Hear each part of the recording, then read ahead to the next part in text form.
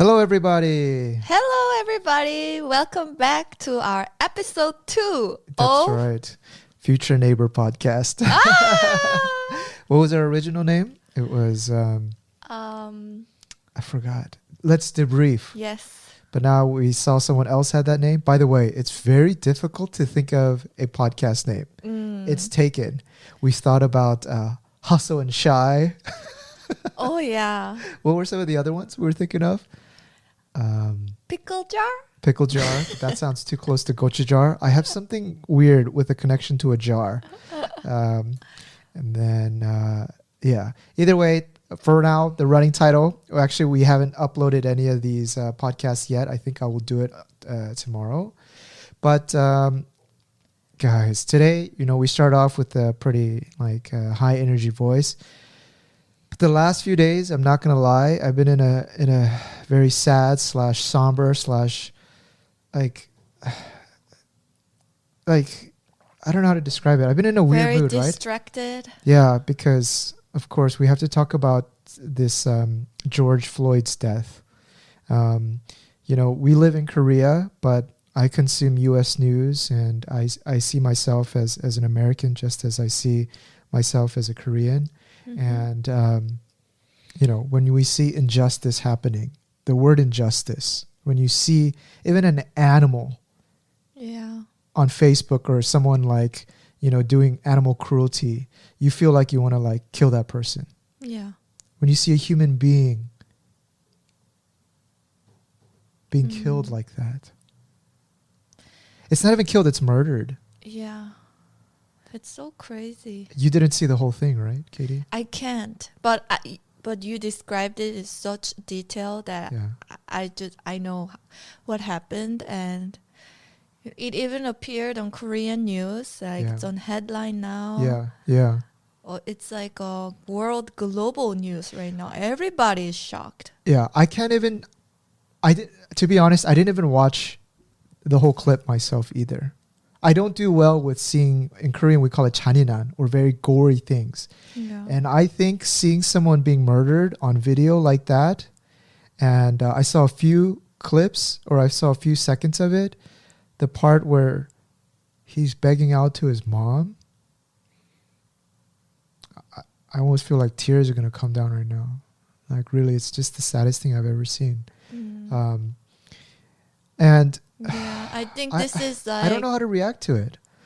This is the only thing we've been talking about for the past 2 days now. Yeah. We went out to go for a walk so I could clear my head. But this overwhelming sense of injustice that I, as a human being, I want to resolve this. How do we resolve this? How do we resolve this? You can't. Yeah, and that's the most frustrating thing about injustice. What are the things Katie, that we normal people can do to help it? Right now, this morning, I had a call with a friend. He's Asian. He feels the same way. 3-hour discussion about injustice, about George Floyd, about all of this police brutality. My sister just called me. Yeah. Talked to her for 1 hour. This is really shaking people up. And, this death is not, of course, it's been decades of police brutality, right? Yeah. And, it's strange. During this corona or these last few years, there's been more and more, right? Like this George Floyd, this person, this has been the tipping point, I think. This is the last straw. This is why all the cities in the U.S. right now are rioting. Now, one point, I'm going to talk about it, but of course, guys, rioting and burning other people's property, it's terrible. But you feel their pain. But I empathize. I empathize. Yeah. If you're poor, you're a minority, you have no platform, no one gives a shit whether you live or die, and no one's listening to you, what else can you do? What do you do when you're a baby and your parents don't listen to you? Or what does your dog do? I'm not saying that minorities are dogs, guys. I'm just saying. What does someone without a voice or a power, what do? They act out. Yeah. This is acting out of all of the pain. And so, my sister called me. She's like, do you see what's happening like in LA right now? They're burning down and people are, there's a lot of opportunists that are like ransacking things. Those people, I mean, it's out of scope. Those people, they're not going to live very, like happy lives, because what were you doing when someone was murdered? You wanted to go get free shoes. Shame on you. You're not part of the cause. You're kind of scum. So let's get at that out of the way, and then let's talk more about the actual incident that triggered so much emotions and injustice, right? Yeah. Yeah. But as someone who's not so deeply involved with American politics or American news, but then we all know that, like, this is not the first time that someone of color got murdered, very injustice. Yeah. Why is this keep happening in American society? Okay, I'll list out a few, not reasons, but I'll list out the other ones. I remember there was a black jogger. He went out to go running. Apparently someone said, I don't know, he was part of, or he was like a suspect or something. Activists went, two regular citizens followed him in a car. Yeah. Killed him. But it's just so like nonsensical, incomprehensible. Yeah, right. Like it doesn't make sense. And how is something like that can be allowed in a society, which is very difficult for I'm sure, like for me to understand, to be honest, for non-Americans, because these kind of things don't happen in Korea. Yeah. Yeah, like police abusing their power to like treat people differently. I mean, there are some injustice things happen here too, but not to that degree. And then, okay, I'm going to keep going on. There was another woman named, I think her name is Breonna Taylor. Yeah. Police came, knocked on her door and shot her in her own home. Why? Because they thought she was a suspect for a different like crime. But she wasn't. So they killed her? Killed her. Oh my Another incident. Of course, there was the Freddie Gray. Freddie Gray was a very similar thing. This was a 25-year-old. We're in our early 30s, right? Yeah. Like someone in their 25, I think he was 25. He went, I think he was selling like bootleg cigarettes. They put him in a chokehold. Died. For what? For selling cigarettes? Yeah. Or bootleg cigarettes?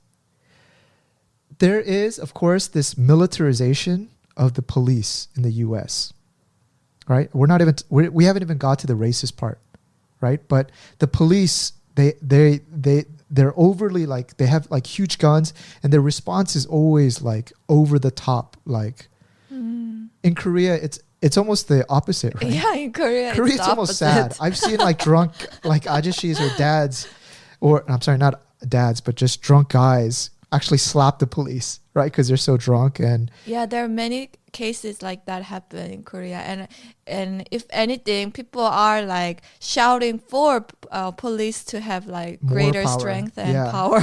Korean police are like, I mean, it was like that in Japan too. When I was in Japan and I would stay out late, sometimes you get very drunk like dudes, and then they roll them up in this padded blanket because you're not supposed to like put aggressive force. So they have this huge blanket and five police come, and then they'll roll them up like a sandwich. So their hands are stuck in the blanket and they can't go back and forth. Yeah. That's so strange. Yeah. So like police in Japan or in Korea are on one end, and then you have the U.S. military where the answer is always shoot, shoot, shoot. Yeah. Because everybody has guns. Yeah. So now to the sort of the racism aspect. You know, one thing that me and my friends that I talked about this morning was that living here in Asia, one of the things that I have enjoyed is the fact that race is not the predominant issue in societal issues. Yeah, because we're very homogeneous society, right? Mm-hmm. It's like 95%. So we're all one tribe. We all kind of, it's sort of, we share a similar belief, similar upbringing. So it's very easy to empathize, right? Yeah. because we Race is see each never other an as one issue team for us. or one tribe. Yes. Whereas in the U.S., it's inherently a country made up of minorities and of different ethnicities. Mm-hmm. There, its pros and its cons, right? The pros, of course, you get so many, great ideas, and there's power in Diversity. in diversity. But then the con is that a lot of people, they can't see past their own tribes, Yeah. right? And so, And you feel so strong about this because you lived in the U.S. for so many years. And have you felt racism before, Katie, while you were in the UK? I think there were subtle racism, but never to this extent, and never to a point that that struck me so strongly. I feel like overall it was my experience of like my student life there was it wasn't there. I didn't really like suffer from racism, to say. I've had, see, the thing is, as Asian Americans, it's very hard to equate our instances of racism with, I think, the black experience. I was telling my sister this. My sister was called, what was she called? She was going to the postal service to drop something off, and some guy like shouted out at her, "You chink bitch," because of COVID, right? Yeah, I mean, those kind of things I'm sure are like that's nothing. there in the UK too, and these are the things I experienced too. But so I'm gonna share a couple of things which like was my experiences as racism, but it doesn't, like I said, this doesn't even compare, right? So when I was in the U.S., for example, one part that I still remember was when I was young, we first moved to Memphis, Tennessee. That was the first state we moved to before we hit California. And there I had a friend named Connor. And Connor was, I think, middle class, like white family. But I was really good friends with him, and we had a great time. And he was having a birthday party. And when you're young, the best days are birthday parties. Yeah. You just think you're going to eat pizza, run around, play tag. And I was thinking about it for so long. The day came, and then Connor called me. And then he was like, "Hey, sorry, I'm not having my birthday party. My mom got angry at me." And I was like, "What? For what?" Well, I didn't know. He just told me that, right? And then later, I went over to his house just to see if he was okay. And there was a birthday party going on. Right? Yeah. So then his mom actually called us again too. That's terrible. And said that we wouldn't like Daniel to be here at the party just because, and my mom, because we're Asian. So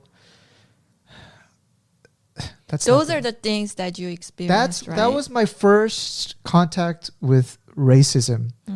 When you're young, you don't know, but that's when my mind started to question why. What's wrong with being Asian? What's wrong with me? Why is it bad that I'm Asian? I've never seen color. Until that's when I started to understand I'm Asian and I'm not part of the majority. I'm not a white person in America, right? Second thing, when we moved to, I think, Tennessee, we had a couple of bricks thrown into our apartment. Yeah. And our our tires slashed. And my dad went outside. And there were people riding a horse with the white sheets on. What? You don't know what that is, right? What? It's Ku Klux Klan, KKK. Oh. I think they were having a rally. This was back in the early 90s. Oh. And my dad thought it was like a parade or a festival because they looked so ridiculous. So he went out to go look. Oh my God. But then he got things thrown at him. That's when we decided this is not a place to raise a family. And this is why we also moved to California. Right? Yeah. So I have one more that comes to mind just as I'm talking. The other time when I was in high school, I was with my friends and we were in downtown LA, and we went to this restaurant, and it was like on the border of being closed. If it was closing at 9, maybe we're arrived at 8:30. I think it was before like a Lakers game, right? Mm-hmm. And so we went to the store and we're like, hey, we have, can we get a table for 4? And the restaurant owner looked at us and he said, we're closed. And I was like, oh man. I was like, hey, aren't you guys, you still got it till 9? He's like, no, we're closed early today. We left. And then we saw this white couple coming in, got seated right away. Ooh. And do you know what the feeling is? The feeling like is helpless. The feeling is just There's so nothing shitty. you can do. I feel so terrible. Like it's like when I don't know. It's you feel like drowning in your skin, and so you feel injustice. I feel injustice.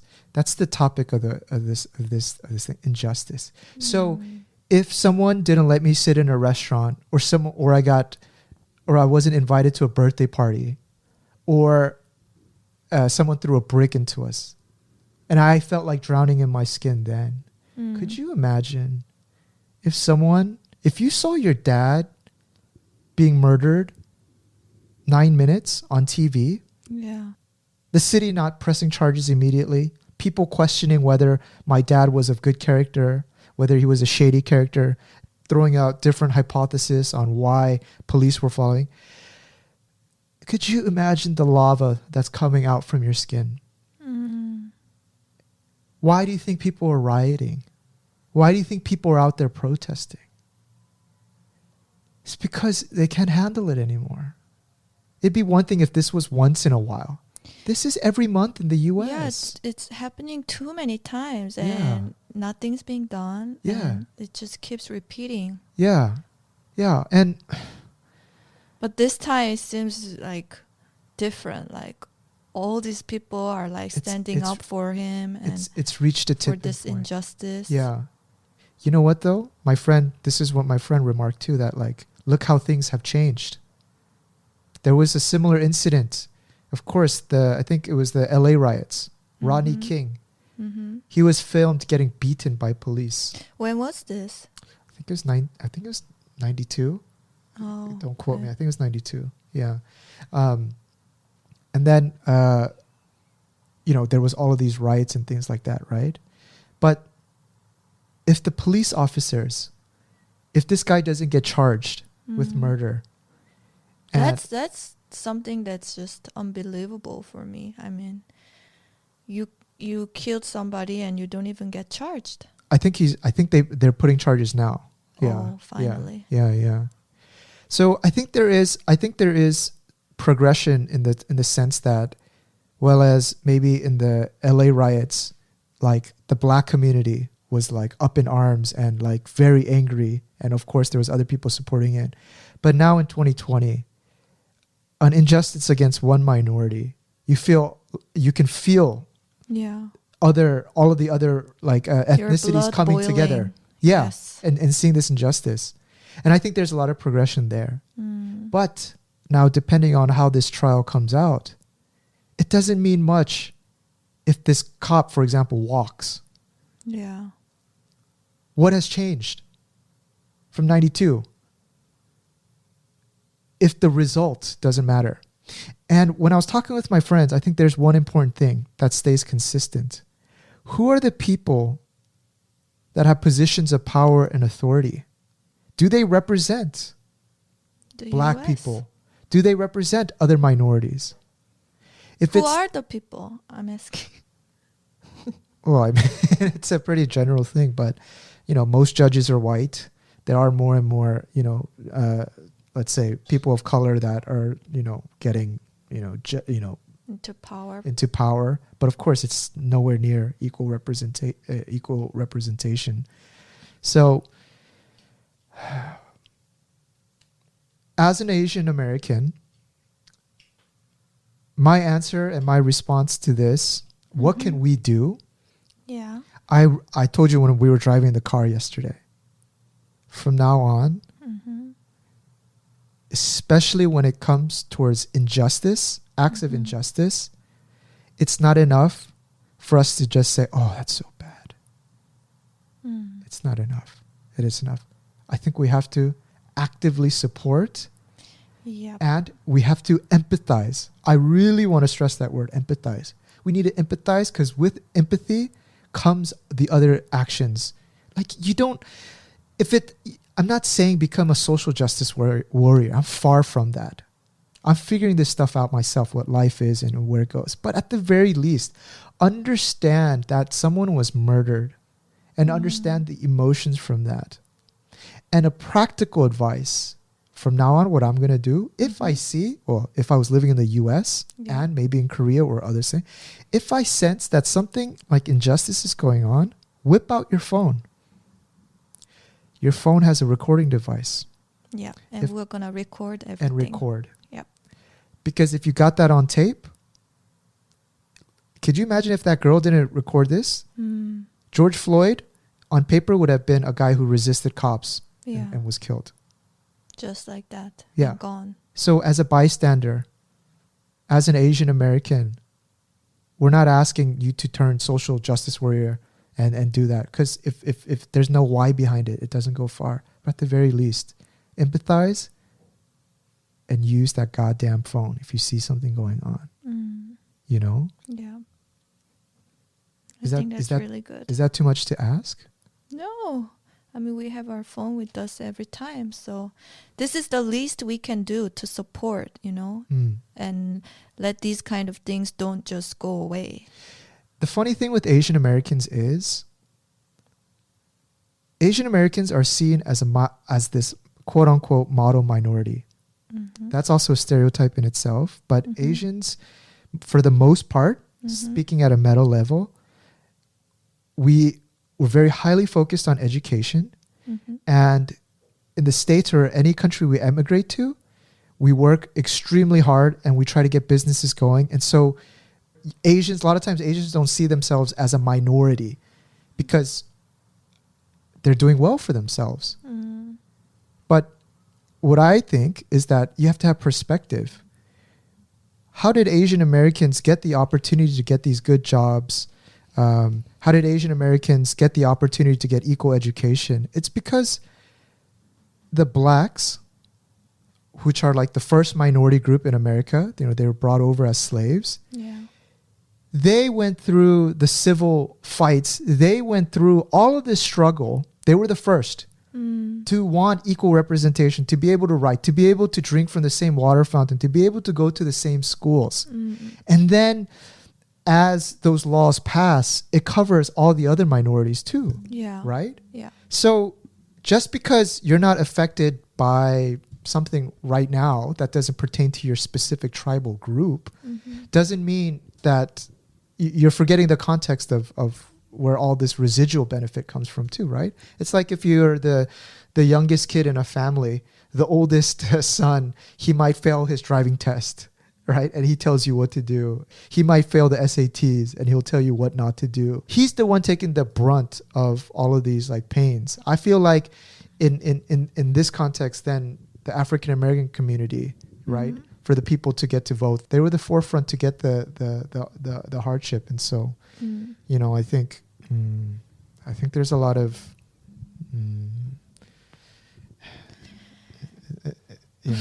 Yeah, the reason why we started out this podcast with this topic and we're spending so much time discussing about it is because all this frustration we're getting.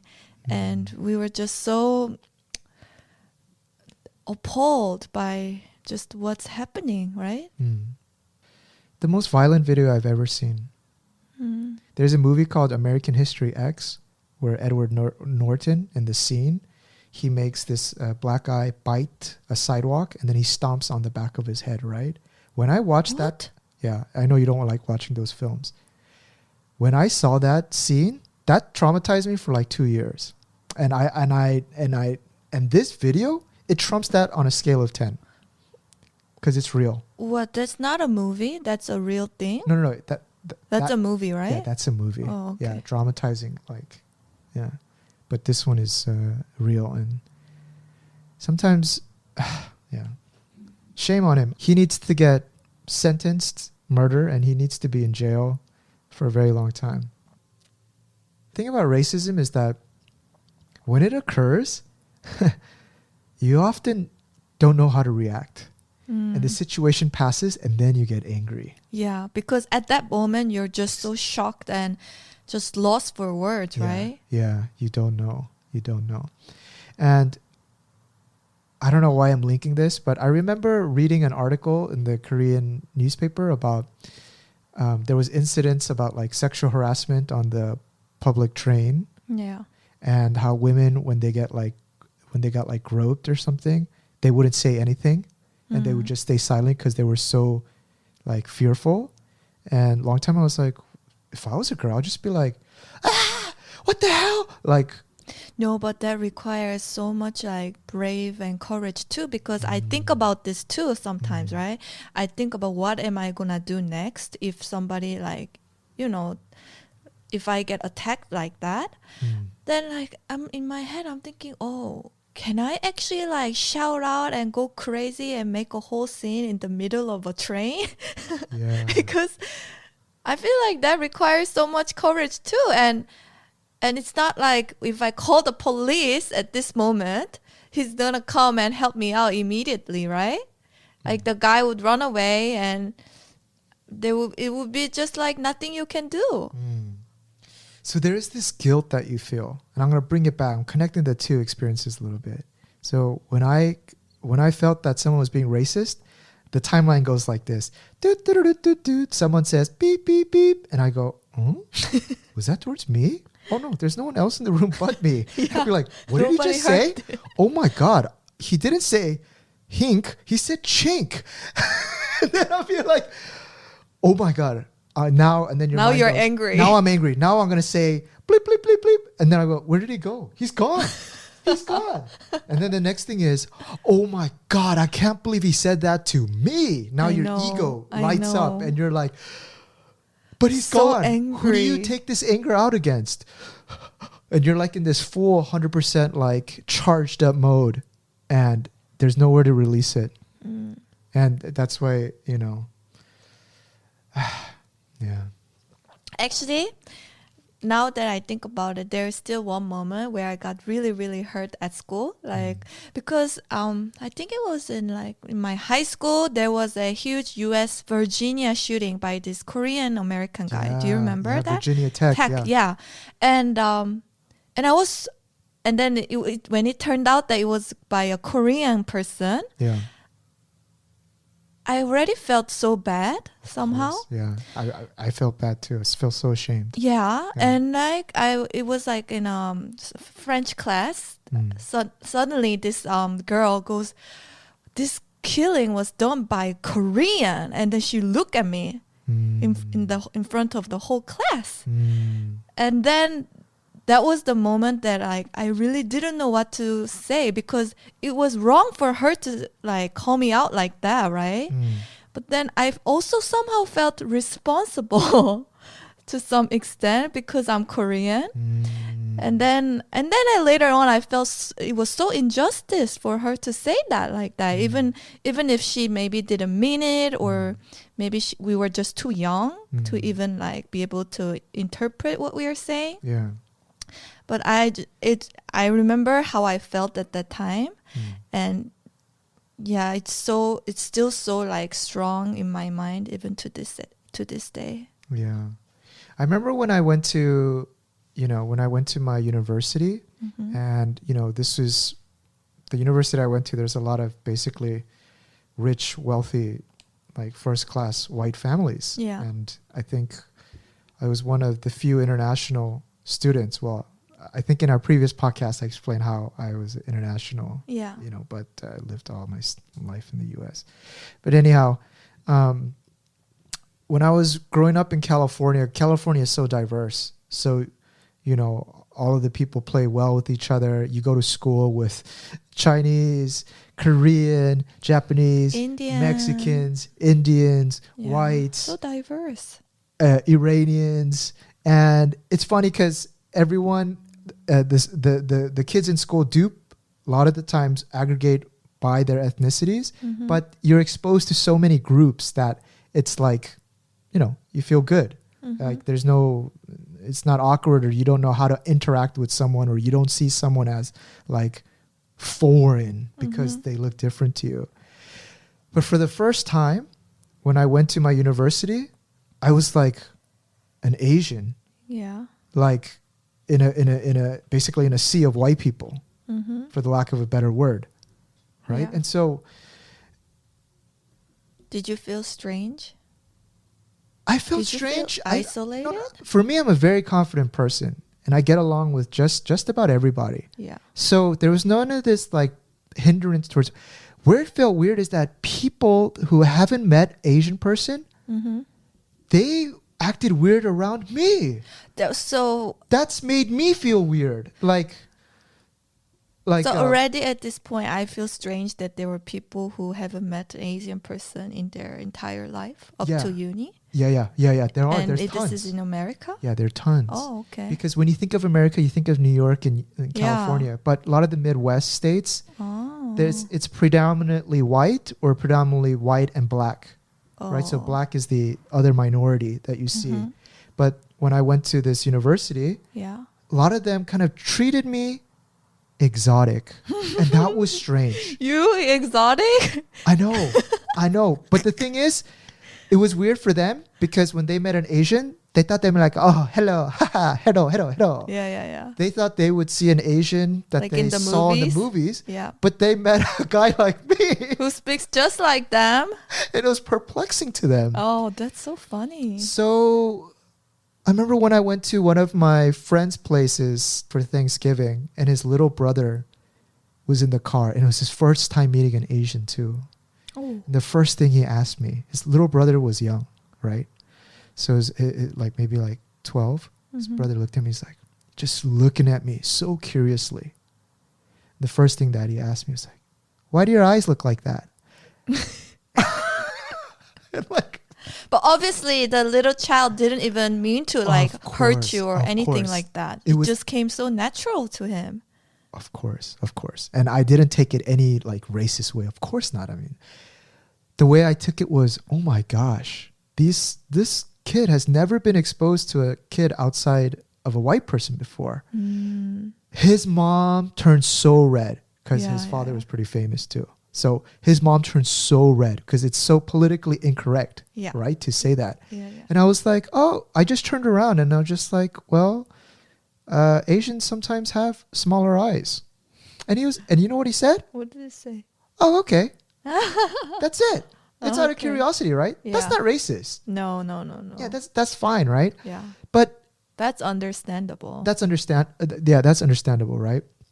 But then you would get like other kids who only see Asians in the movie theater. So when they come up to me, they're like, "Hey, man, how does it feel to have a small dick?" and I'll just look at him and I was like, "Yo, are you for real?" And he's like, "Dude, man, you know I'm joking." but really, you know where that, there are people really who say it like that? Yeah, I mean, with guys, I mean, this is kind of like guy talk. But where do you go to approach someone and say that? It's out of because you don't know. And you're trying to be friendly, but in a jokingly way, in a very awkward way. And of course, it's college. We're all awkward. Like, we don't know the world and stuff like that. But it was the first time when I met people who are not accustomed to being around other ethnicities around themselves. And they were super awkward towards me. So I could only reciprocate what you throw back at me. So I'm like, dude, pass. You're gone. I don't want to talk to you. You know? And so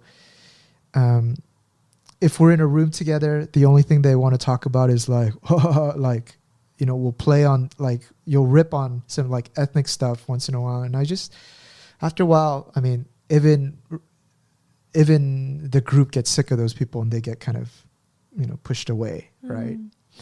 But that in itself, I think, is not racism. I guess I'm just going on a little bit of tangent of, for the first time, seeing that coming out of California, that if you live as an Asian in California or New York, you're in a bubble. Yeah. You don't, I mean, it you know, it's not always like that. And speaking about race, I also met like Asians in college who are afraid of being Asian. Why? Because I think, in my theory, they grew up in an all-white school. So when you're a student, you want to belong so bad, right? So you want to be as American as you can, which is only natural. I was probably this, well, actually, I grew up in California. There was no need to do that.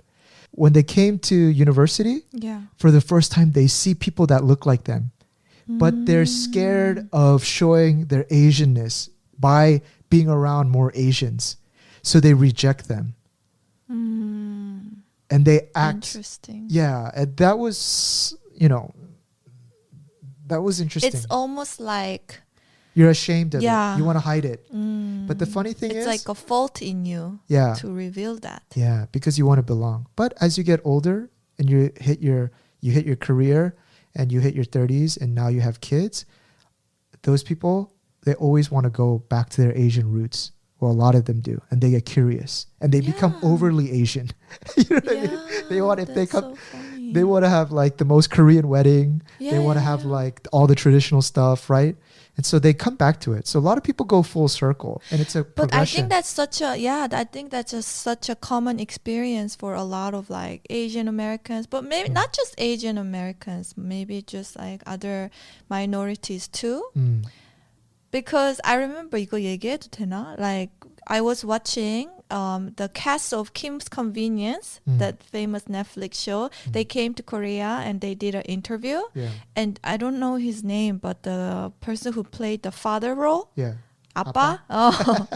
I think during the conversation, he said it's so funny because he said he kind of pushed away all his Asian roots and Asian sides when he was growing up because that was a subject of like attention and bully or extra things that he didn't want. So he tried as much to be like push it away. And then ironically, now he's much older, but he's being like he's getting all his like attention and status and you know all the success in his career through this role of being Korean. Yeah. Which he tried to push away when he was younger. Yeah. So I think that's like a lot. There's nothing like wrong or bad about it. I think it's just what happens. Like it's like the progression that a lot of people experience. Don't get me wrong. When my mom used to pack me kimchi jjigae, I would beg my mom, please pack me a ham and cheese sandwich. Please stop packing mandu. I don't want to eat this.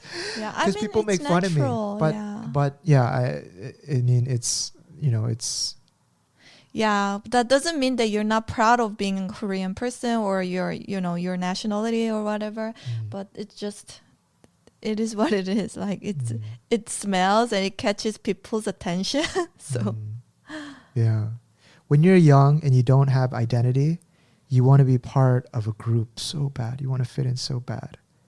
As soon as you start to understand who you are, you start educating yourself and you start developing your own ideas, you want to be independent so bad. As soon as you have a career, you want to be a solo thinker so bad. You want to be you want to have your own lane so bad. Yeah. And then as you get older, that amplifies even more and you want to be an individual. So it's funny, that progression, and you find your roots, and part of your ethnic background makes you more of an individual than, and so with this, one of the saddest things that I've seen in recent times that I could think of, all of these ideas, all of these emotions, all of these reflections come into my mind at once, and it's been very helpful. If you kind of have this angst about this as well, go talk to some friends. It doesn't matter, and don't go to your friends to go try to convince them one way or the other. Just have an open conversation about race, about your identity, about police brutality, if that's the top, on your mind, whatever it is, and just get it out of your mind and bring it out into the air, because then you'll realize, what, some of the ideas that I'm thinking is crazy. Some of the ideas I'm thinking, spot on. And that only happens when you get out of your head. I think part of the reason why we get so much crazy thinking is that a lot of people forgot the value of a phone call. all this text. People are scared of phone calls, right? Extended, deep conversation phone calls, right? Oh, that's so spot on. In our busy days, trying to meet someone takes a lot of time. You have to schedule something. You have to cancel on somebody else, meet them for coffee, but they're not in a good mood. I'm sorry, you're in a good mood, but you don't want to bring it down by bringing a deep conversation. If you call someone from time to time and set an hour and just go into depth, your friends are not there. It's not a Twitter war. They're not going to judge you just because you say one politically wrong thing. They're trying to understand where you come from. So you get to meet halfway. Me and my friend had a 3-hour conversation about affirmative action. Do you remember hearing me for 3 hours? It was like watching Saving Private Ryan. You could have watched Saving Private Ryan by the time I finished. But he presented his view. I thought about my view, and it was just really, it felt good. And if you have crazy thoughts, voice them out loud with someone who cares about you and let them hear it. And then, more than them saying you're right or wrong, you'll know. Oh man, that's a crazy ass thought. I don't know what I was thinking about. You'll be able to understand that, you know. Yeah, and it's kind of a way for you to organize your thoughts too, and like kind of rethink at what the way you see things. Is there something that you have changed your opinion about in the last few years, where you thought one way but you've really changed your mind on it? Wait, I'm sure there are, but this is so sudden. Oh, I asked too deep of a question. I'm on a roll right now. I'm fired up about this. Oh, I should tell them about the apology letter that I sent. Yeah. Why don't you go first? Yeah. So I grew up going to Catholic church, and then I kind of lost my religion when I going through university. Now I don't. What do you call someone who's just not interested? Atheist? Is that it? No, atheist, agnostic. You don't deny that there is not a God. Anyway, who gives a beep about the terminology? I'm just not. It's so funny. You do a manual beep. Who gives a beep about what the terminology is? I don't care to associate myself with the specific religion. I'm interested in this now. I don't really care about the afterlife. That's where I am now. Oh no, I might have to say more things because people are going to get, but anyway, the reason I said that was when I was growing up Catholic, I went to university, and I've never met a gay person in my life. Really? Yeah, That's up until university. Ooh. Up until university, I've never. Not even in high school? Huh? Not even in high school? No. Nobody came out. Okay. There was a guy in me. There was a guy in front of me in class, and maybe some people know, but he would turn around and he would give me titty twisters. Do you know what that is?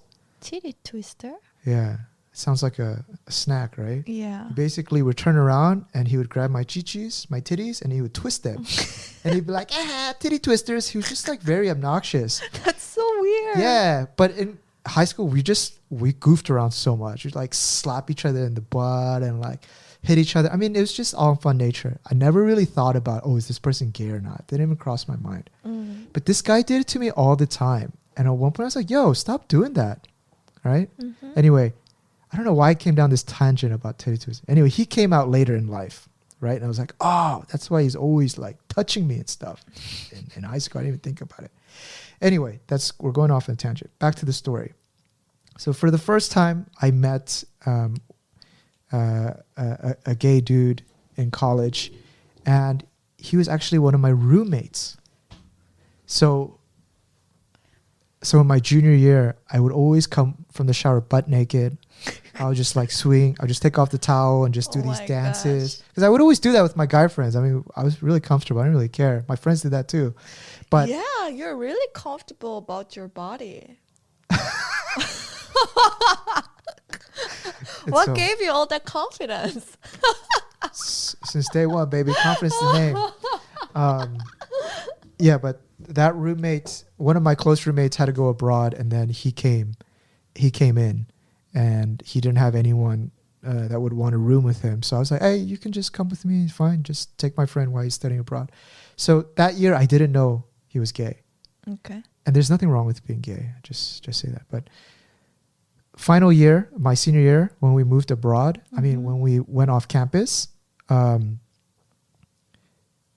he announced, or he came out of the closet. Okay. And he had a lot of angst, and he had a lot of just anger inside, right? And he would come home from the bars all the time, and he didn't want to really hang out with us. I mean, I know why, because we were so like obnoxious and not his type. Not his type, yeah, basically not his type. We just had like, I don't know, we're just partying too much and just not his type. And so he would come home from the bars, and he would want to pick a fight. Okay. He always want to pick a fight. One night, it was like midnight. Me and my buddies came from a bar or a club. We came home, and we're just debriefing. We're just talking. And then he comes home, and he's like, Daniel, come here. And he's the most passive guy ever when he's not drunk. When he gets drunk, it's really aggressive. So aggressive. Oh. And I was like, I won't say his name. I'll just call him C. I was like, C is like to me like, hey, Daniel, come here. I'm like, dude, C, what are you doing? And then he's like, why can't I have a kid if I'm gay? Oh. Is this the conversation you want to be having when you're about to go to bed? Yeah, he threw that at me. He threw that at me because I was very strong opinionated, and he wants to go after the thought leader in the group, right? So he comes after me, and he's like, Daniel, tell me, huh? Answer me. Why can't I have a kid if I'm gay? I was like, yo. But did you tell him that before? I think we used to have like conversations about like child rearing and what is right and what is not what is right, but what I thought of. What you thought was like best way. Best way, yeah. So I told him, yeah, like I think it's best if a child is raised by a mom and dad. Of course, it's the natural way, and I didn't know that struck him that hard at the time. So he came and he confronted me. And long story short, for me, I haven't lived life. I'm a college student. You're still a baby. I'm still a baby. In my opinion, I don't think you become an adult until you're past 30. Okay. Not like law-wise, but mentally-wise. Most people in their late 20s still babies. Truly babies. Don't. I was basically reciprocating what I was taught by the Catholic Church or my religion. Yeah. That it's right for like the traditional family structure is mom and dad. Right? And I lacked this ability to empathize with this guy. Right? Yeah. And so this young Daniel at the time, Daniel, he didn't know a world. Didn't know anything, just all confidence, but doesn't know anything. Yeah. Right. So it came to blows. He tried to punch me. We slipped, and I like dodged out of the way. I grabbed him, and I was about to punch him so hard because he was on the ground. He was underneath me. And I was about to punch him, and as soon as I was about to punch him, I still remember his face. And he was like, then just punch me. Oh. And when I saw his eyes and when he just said, then just punch me, I wanted to like punch him in the face, but I almost wanted to cry at the same time because I understood his pain. Yeah. Right then and there, his release. And that struck me so hard. And I just got off. And I was like, oh, God damn it, man. Why you have to like bring it up like this, man? Right? And then I started living life. And then what happened to your relationship with this guy? Oh, it was never good afterwards. Okay. Yeah, and his parents came to apologize because he basically punched me for saying something I believed, or tried to punch me in my face. Yeah. Right. Yeah, And yeah. they didn't want me, they're lawyers. So they didn't Oh. want me to go to school and press charges on him for something. Why would I Okay. ever press charges? Korean. press charges. Don't put stereotype about Korean. My dad would be like, 얼마인데? How much? How much does it cost to press charge? Oh, heck no. You don't press charges. Middle class upbringing right there. It's all about costs. But as So I started it just ended like that. just ended like that. And our relationship was bad. And And then? and then as I started living life, Actually, you came to a touch point with him quite recently. yeah, I did.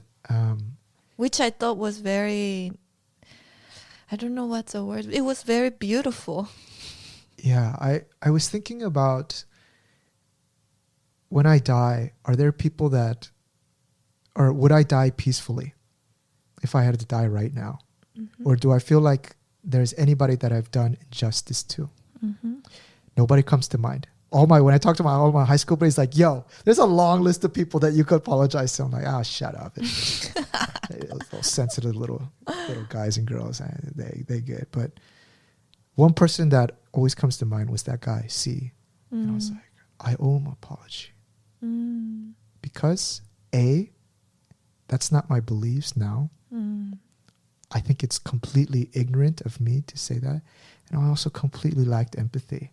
Out of that interaction, do you know how big of a pain that must have been to him?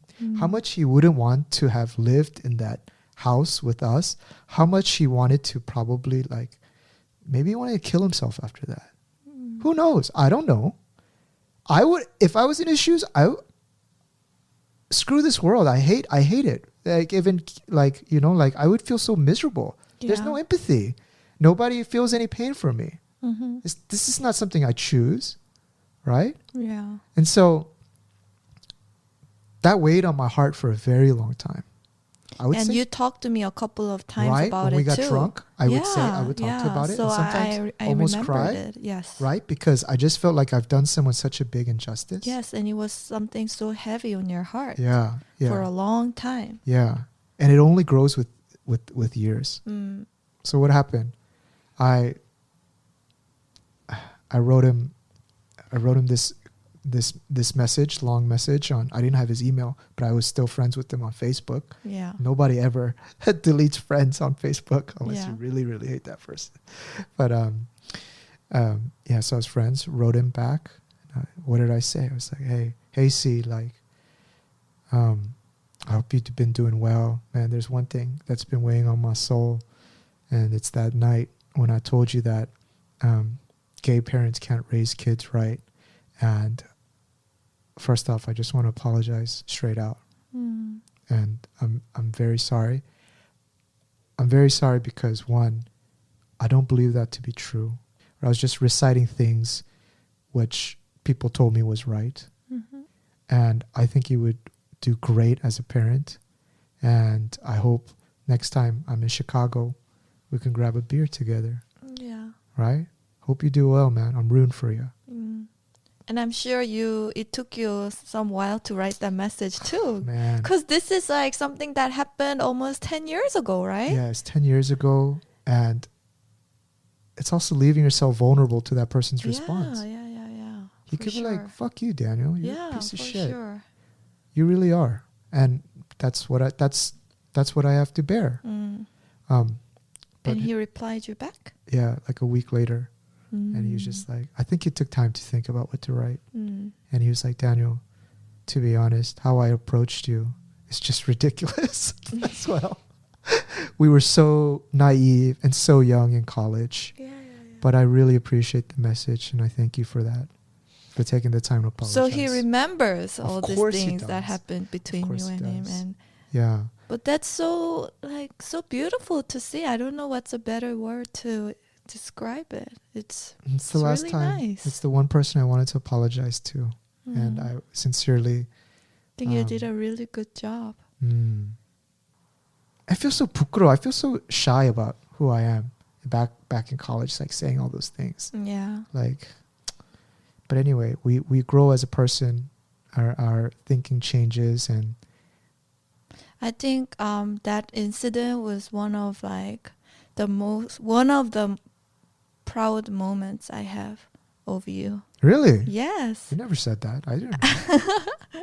It's so like impressive and it requires so much courage, and you could have just thought that to yourself and just, feel bad inside and feel regretful, but yeah, you reached out to him and he also replied to you. Yeah. So it's really nice. That's our podcast on injustice. A little bit of tangents here and there. By the way, guys, you know what I really hope that doesn't happen with this podcast? We're going a long form, right? I'm telling stories. I don't want people to take stuff out of context. 100% snip this. I love gays, support gays. I'm all about gay marriage. All right, and more. All right, so chill out with all that like craziness if that's what you're about, right? Yeah. So yeah, so hopefully next week we come back with a more lighthearted and positive topic, right? But Katie, I think it's good to have negative emotions too. In this world of social media and YouTube where you're trying to always just portray happiness, that becomes an illness too. Like if you feel angry and angst and anxiety and negative thoughts, it's okay to open that up, share that, and show that you're angry. Today, I didn't want to do like a happy, happy, happy, happy, happy, happy, because I'm not. Pretending like nothing happened. My blood has been boiling the last 3 days. I'm yeah, like honestly, sundetang that's right all now. he's been talking about. Yeah. I've never seen a guy being on a phone with another guy for that long. This is even more than what I do with my girlfriends. Oh my gosh. Don't hate. Yeah. So cheers, everybody. We'll be back next week with a more happy, happy, happy, happy. Have a great week, Have a guys. great week. Stay safe and well. Adios. And let's empathize. Empathize.